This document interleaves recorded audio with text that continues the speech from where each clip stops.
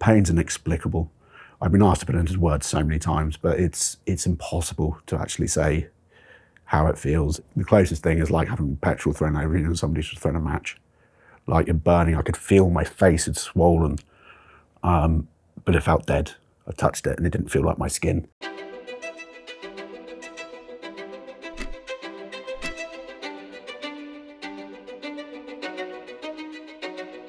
So prior to the acid attack, I was, it's pretty fair to say, I was a very motivated businessman. I was pushed into working at a young age, really, by my father. And I worked a lot, and I don't regret it. I loved it. It was my drug. Working 70 to 80 hours a week in, week out. Work was my life. It was a huge, huge part of my life. I enjoyed my life. I partied. I did a lot, but work really was my main focus. I was married to Pia, who my ex-wife. We had our first son, Theo, who was about 18 months old at the time of the attack. I always wanted sons, so having Theo as my first son was great. And really, I don't think I'd be here today if it wasn't for having children at that time. Can you tell me a little bit about the day of the attack? What do you remember in the morning? So on the day of the attack, I was working from home. The run up to Christmas in Cornwall, we get a lot of things delivered in Cornwall, more so than most because of the lack of other shops we have around us. So people coming to and from the house is a regular occurrence. Working from home that day, waiting for my mum to come. My mum lives in Cyprus. I was waiting for her to come. I was going to drive her to Bristol, up to Bristol Airport, take her back to Cyprus. Late afternoon, my office looks out onto the road. We live on a red brick 80s cul-de-sac, so you have a feeling of what's there. You generally know what cars should be there, what cars shouldn't. You know what's going on the road, really. Looked out the window around 3:45, and I saw this red van come down the road, and I clocked the red van because it was exactly the same make, model, and colour as one of the vans that that we have, one of our staff that uses for work. And so, well, what's that doing here? And then realised it wasn't our van. I carried on about my business. Shortly after that, I heard a knock at the front door. And I went and opened the front door, as I would to anybody, and still do in the same way. And as I opened the front door, I instantly received a pint of sulfuric acid to the face, whilst my attacker said, "This is for you, mate," and ran. Thankfully, I've worked around corrosive substances a lot in the hospitality industry, swimming pools in particular. I knew it was acid straight away, which was probably the first saving grace. My t-shirt just disintegrated. It just rolled into nothing. It just rolled away, just disappeared. That was obviously the first telling sign.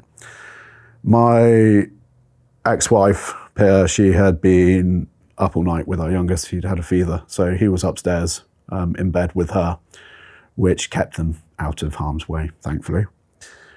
And I yelled up to her, "Call 909. Someone's just thrown acid in my face."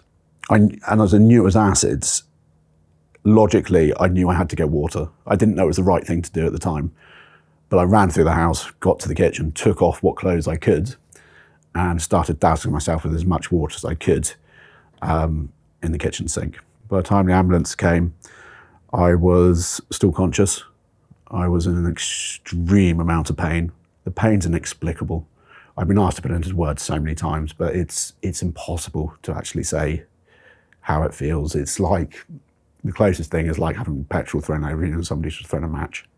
Like you're burning. I could feel my face had swollen, but it felt dead. I touched it and it didn't feel like my skin. I remember getting in the ambulance and I could taste it. And I was like, I need to spit. And I was being far too polite for the paramedics, I think. Just spit anywhere you can. Because I could taste it. It was all in my mouth. It was horrible. And I stayed conscious enough, and the police arrived shortly after the ambulance, and then I blacked out on my driveway. I don't remember anything after that. I have a vague memory of going through the hospital doors, just a flash image, and that was it.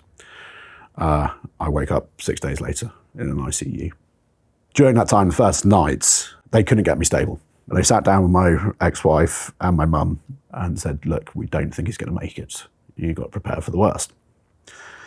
The gases from the acid actually set off all the fire alarms in A&E at Trelisk, and had to evacuate the building. That first night, and I only found this out a good 6 months after the attack, that first night, a very dedicated ophthalmologist took a chair and put it over whatever I was lying on, the bed, the slab, and pretty much sat on top of me all night, squirting saline solution in my eyes. And if it wasn't for the actions of that man, I would be completely blind. He's the unsung hero, really, in the story. I don't think he got any credit whatsoever. But yeah, I wake up 6 days later in an ICU. I woke up, oddly, in a good mood. I don't know if it's stupidity, naivety, or just bravery, being brave. I don't know.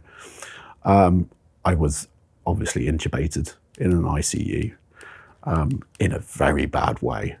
But I was awake, I was alive, and I signalled for a pen and paper. The very first thing I wrote down was, how was Dad? I knew he would be struggling, really struggling. So the first thing I wrote down was, how was Dad? And then they asked if they could get me anything, and I wrote down a pint of cider, which was my way of showing everybody in the room that I was back, and I was me, and they needed to see that. I didn't get the pint of cider. It's a weird scenario, being in an ICU. Never have I needed to even think about being in one, let alone know much about them. You hear about them on casualty and so on, but you don't really quite have an understanding of how bizarre they are until you're lying there in one with a nurse by your side 24/7. And I couldn't work out why whenever anyone came to see me, they were full scrubbed, head to toe, wearing scrubs, mask, gloves, the full shebang. And it was only months afterwards that I realised I was on death watch, so to speak. They thought I was going to die at any time. The real risk from severe burns isn't so much the injury, it's infection. So if there was an infection, then I would have been a goner. But as I said, I woke up in a good mood. And that didn't change. I'm not saying it was always easy, but I was ready to take on the challenge. I don't know how. Still to this day, I don't know how I woke up like that. If you had said to me this was going to happen, how would you react? I would never have foreseen me dealing with it in a way that I had. But I don't think anyone knows how they can deal with real trauma until they've been through it. And that was the start of my recovery. I remained in an ICU for best part of 4 weeks, really. The first few days were very traumatic. It was traumatic and degrading. You know, you're there, room full of people, naked, having to wash you.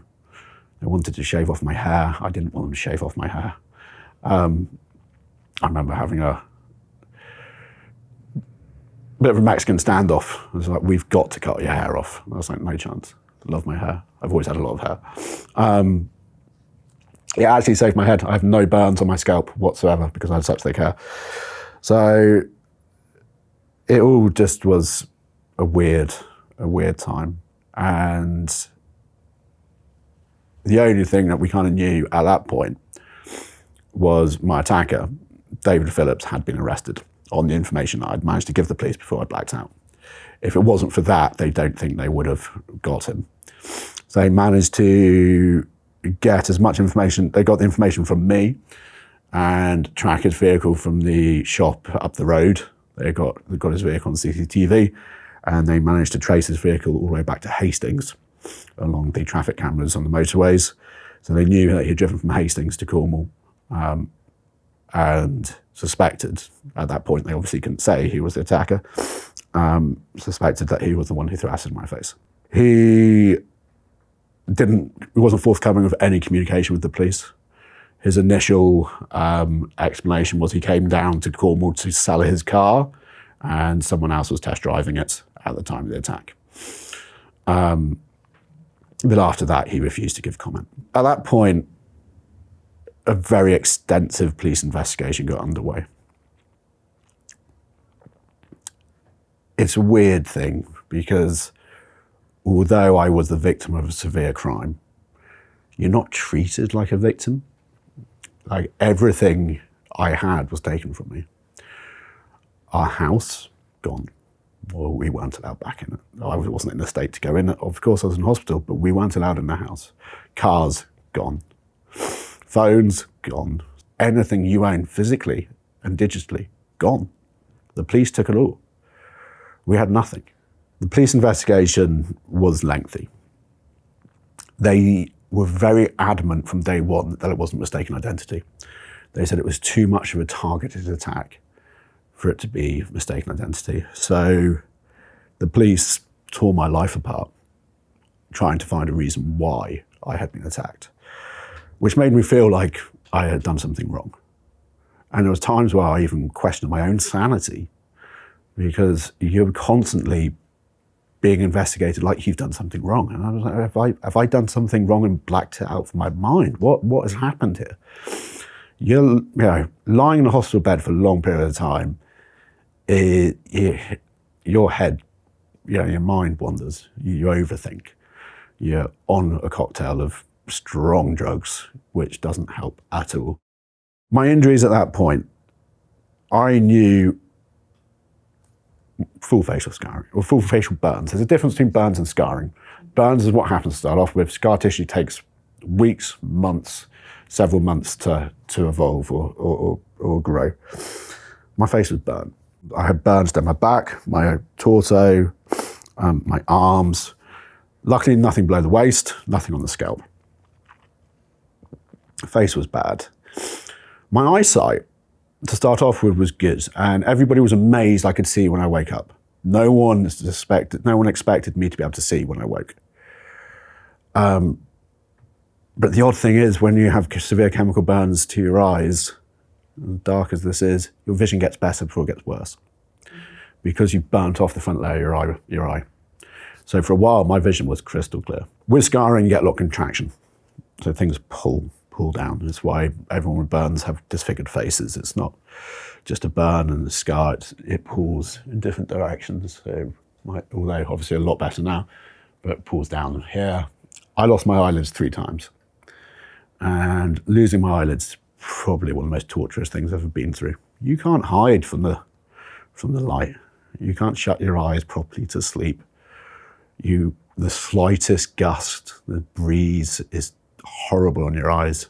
There's nothing there to protect them. These rings, they're quite faded now, but these rings on the outside here, those were my eyelids. So that's how much they pulled. So over about 1.5 inches, they pulled down. We had 3 attempts of trying to get the eyelids, get skin in the eyelids. If we'd managed to get on top of the eyelids earlier on, I probably would have better eyesight now than what I do now.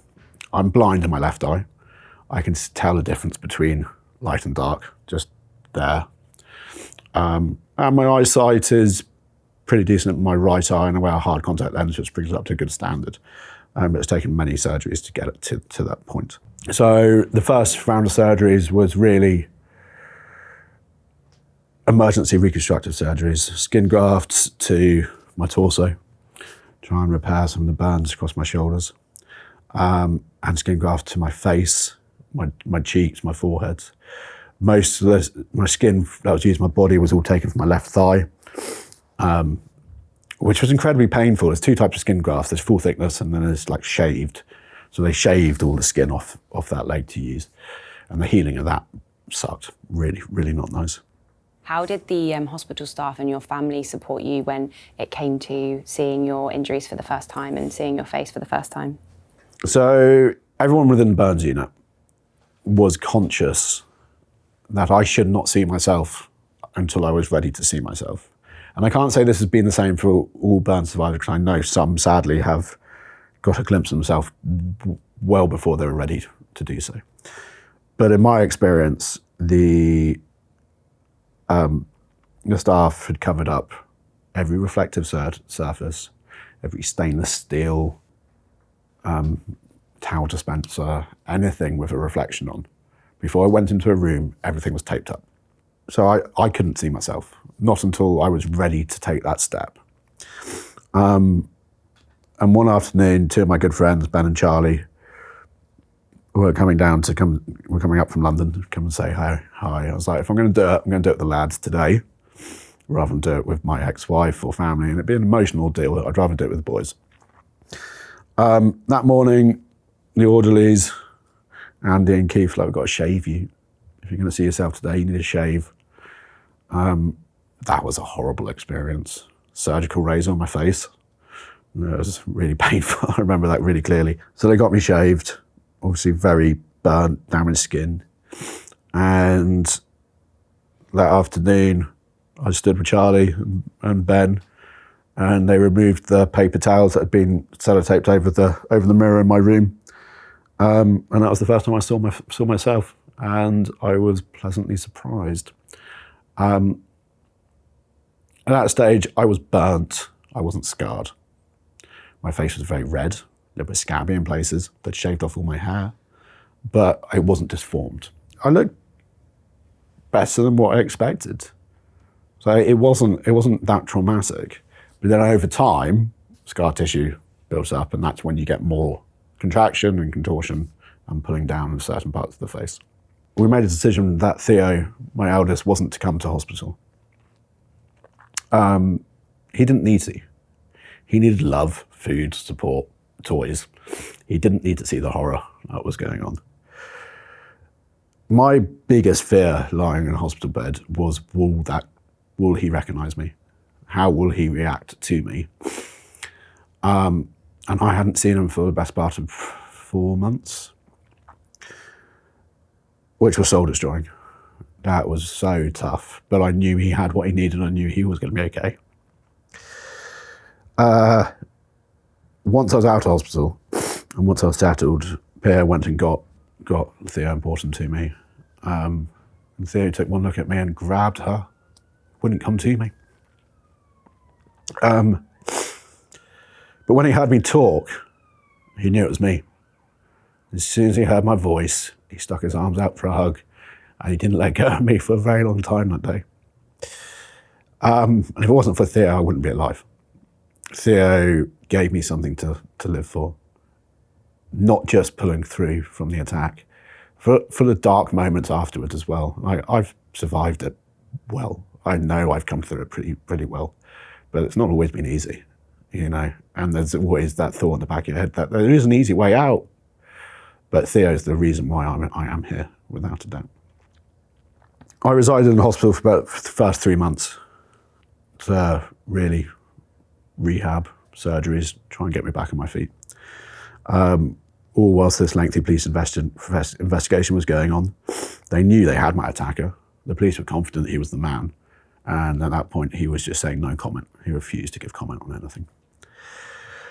After leaving hospital, I went and stayed with family for a short while. And the police kept calling these meetings. And after several of them, I just came to the conclusion we're never going to know. We're never going to understand why I was attacked. Me and my ex-wife moved back into our home this was around end of April, beginning of May. And next day I got a phone call from the police going, "What are you doing?" And I was like, "What?" And she's like, "You cannot be in that home. We need a meeting now." Further meeting with the police, yet another emergency meeting with major crimes. They had evidence that there was a further threat on my life. After bugging a car of someone connected with my attacker, they had recordings about them wanting to finish the job off. So at that point, it was pretty evident that they thought they had the right man, i.e. that my attacker's family and friends thought they had the right man. And that made the police think even more so they had the right man. And it wasn't mistaken identity, and there was a reason why I was attacked. At that point, with the evidence the police had, I had to start carrying a Home Office panic alarm with me wherever I went. And we rented in a house in the middle of nowhere under a false name, where only a handful of people knew where we were. I did set off the panic alarm a few times by mistake. Once in Asda, I was in there one evening and got a tannoy call for me to go to the front desk to find 2 very annoyed police officers there. It happens, clearly. So the police investigation was ongoing and it felt really overbearing. It's very difficult trying to survive an acid attack whilst feeling like you've done something to warrant the attack, but you don't know what you've done. One afternoon, the chief of major crimes, Dave, took me to one side and goes, Andreas, I believe you. I believe that you've done nothing wrong. And that was the first time that I felt this weight lift off my shoulders, that actually I wasn't losing my mind. Actually, it could be a mistaken identity. There could have been loads of reasons why it happened, but it was the first time anybody on the police side had said, I don't think you've done anything wrong. How did that feel? That was an amazing feeling. I felt so relieved, but it wasn't enough. It was just one step in the right direction. They always promised me they would get to the bottom of it. I had given up hope. I had already accepted that I could quite easily live my life not knowing. I would be able to bury that emotion and move on because that is what I would have to do. Then we go, I'd say another couple of weeks later, they called yet another one of these meetings. And by this point, I was a bit worn out. I was fed up with these stupid meetings, if I'm honest. When we're all sat around a table, some of my family, I think there must have been 4 or 5 police officers, victim liaison officer, chief of major crimes, the lead detective, someone else. And they go, we've got it. I was like, what do you mean? It's like, we've got the evidence. And I erupted. It's one of the few times in my life where I became an emotional volcano. I screamed, I cried, I couldn't control myself. It was messed up how much that affected me. I had to walk out. I couldn't be in that room. So thanks to to old school policing techniques, they always promised me they would get to it, and they did. And they managed to have enough evidence to prove that I was an innocent victim in this attack. And we went to court a few weeks later. As I walked into the courtroom, David Phillips was stood on the stand, and I walked up to him and stood toe to toe. Obviously, there's some plexiglass between us. I looked him in the eye. It was the first time I'd probably looked him in the eye. And then walked off. How did he react in that moment? He put his hand on his heart, I guess to show some level of remorse. I don't know, but I'd walked off at that point. I wanted to look him in the eye, but I didn't want to give him any more time. I went into the witness room, suited and booted, reading through all my witness statements, getting prepared to take the stand for the first time, as I was obviously going to be the first witness of the day. I was in there with my father, and the CPS barrister came in and goes, "Who wants to plead?" And me and my father looked at each other and was like, "No, we don't want a plea. We want to go to court." We knew at that point that if he pleaded, everything was going to be, there'd been a gagging order on the case up until the point. Nothing had been allowed to get out. We knew at the time that if he pleaded, a lot of the information is never going to get out into the public. And we very much wanted to go to court, go to trial. Wasn't our decision to make. And obviously we had to accept the plead. At Truro Crown Court, David Phillips was sentenced to life with a minimum term of 8 years. We, at the time, were obviously thankful of the sentence, but didn't feel the 8 years was long enough. Bear in mind, I'm 11 years on now, and I'm still having surgery. We appealed to the Attorney General, and I believe there was almost 70 appeals of the same nature to the Attorney General, saying 8 years is not long enough. The AG rang me up and said the judge acted fairly. It was in line with other case law. There's no appeal to be granted. Unbeknown to us at the time, David Phillips had also appealed the life aspect of his sentence. And bear in mind, the AG's just told us, judge acted fairly, in line with other case law, no appeal to be granted. His appeal was granted. At that point, I was weighing a hard plastic face mask, a compression mask, to try and help my scars. With scars, compression is a big part of the healing, to try and push them back down.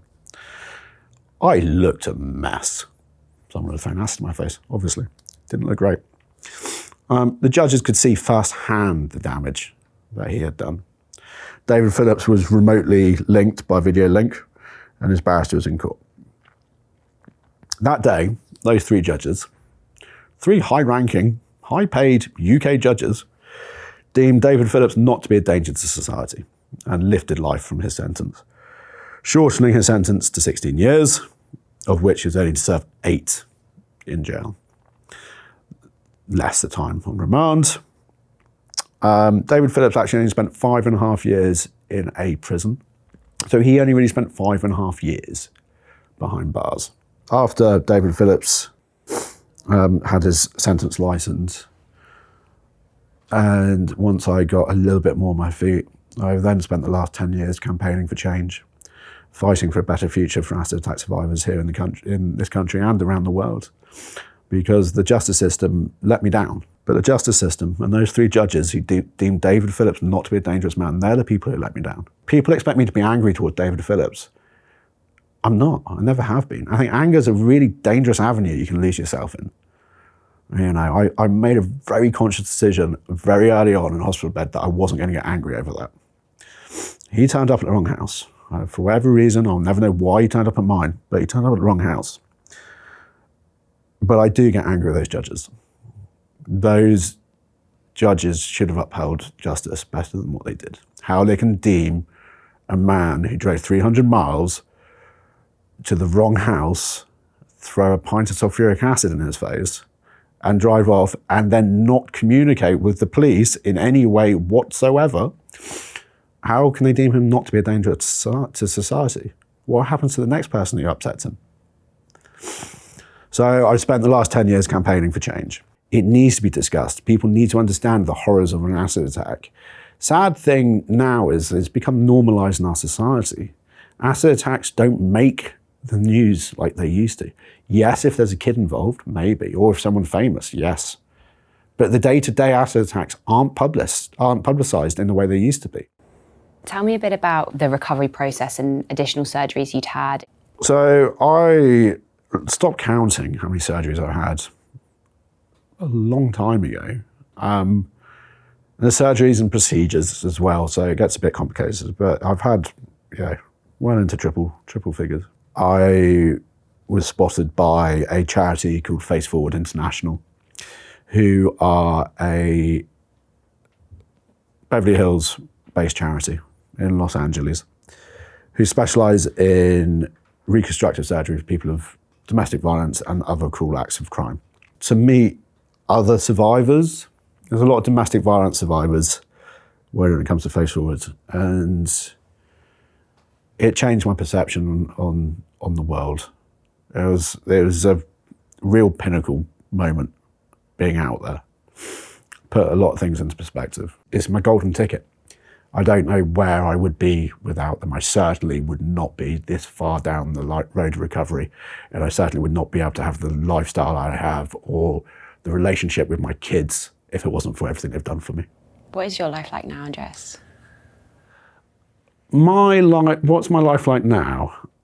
I'm going to rephrase that question for you. So I've been asked before, is my life better now or better before the attack? And I can't answer that question. And that's perplexing for people. I loved my life before the attack, but it's very much two different lives. Before the attack, I was a hugely motivated businessman. I worked all the time. I was empire obsessed. I wanted it all. And now I enjoy my life a lot more. I don't have the money or the security I had before. But it's a very different life. Yes, I miss having good eyesight. Yes, I miss having not a burnt face. But it's changed me as a person. It's opened up a lot of doors. I live a very different life, live a very interesting life, and I'm really proud of the journey I've taken to get to where I am now. Yeah, it's amazing, and you have so much resilience. You mentioned it's affected and changed your relationship with your children. In what way has it changed your relationship with your children? Well, my relationship with my children is probably one of the greatest things to come from the attack. I was a good father prior to the attack, but I was a preoccupied father. I was working 60, 70, 80 hours a week in, week out. You don't get much time to have family time when you work that much. Shortly after, once I was back on my feet after being released from hospital, I very quickly made sure I had more one-on-one time with Theo. That was something which I needed and I wanted. Every Thursday, no matter what was our day, no one else, just me and him. And over time, we had more and more time together. And if it wasn't for the attack, I wouldn't be the family man I am now. And that, without a doubt, is the greatest silver lining with it all. She, without any warning, she just took the razor and she started cutting my genitals. It's a different kind of pain. Like, you go into shock, and my body just became absolutely numb.